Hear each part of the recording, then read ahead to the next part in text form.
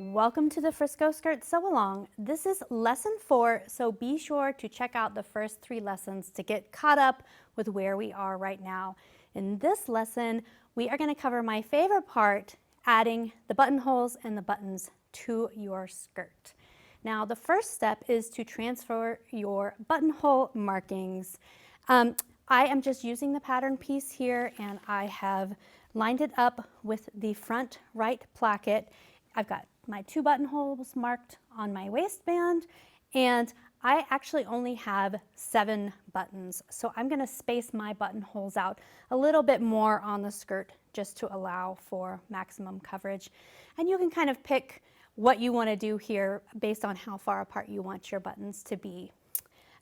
Next up, I've got my machine set up. Now, you use whatever buttonhole system you have available to you, whether it's a buttonhole foot and a one-step or something more involved.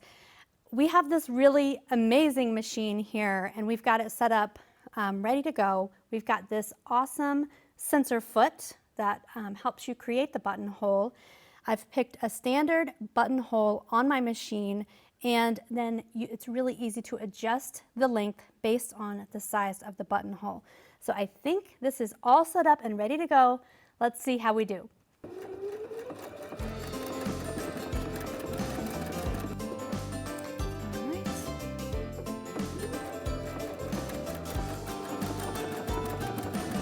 Look at that.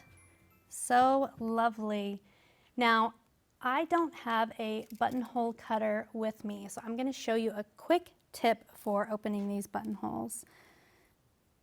I'm going to put a pin in each end of the buttonhole. These will essentially act as a stopper for my seam ripper. And then I'm going to just put my seam ripper in there, cut up to the pin one direction,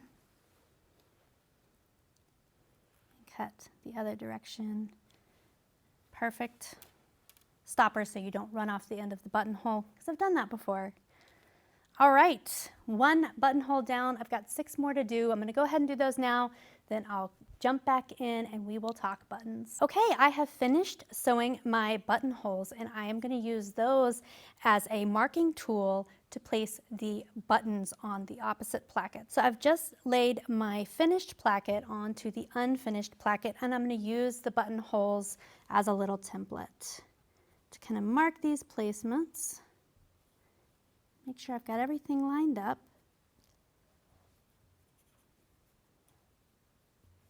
And on these vertical holes, I'm shooting for the middle of the buttonhole.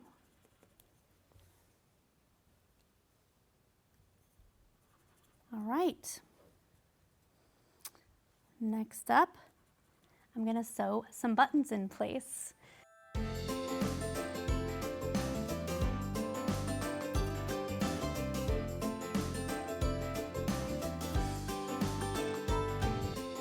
Okay, that was 1 button sewn on. I'm going to be doing this for a little while, but it's looking really good, so I'm excited to finish this up. I am going to take a quick break and finish sewing these buttons on, and join me for the next lesson where we will hem this skirt and call it done.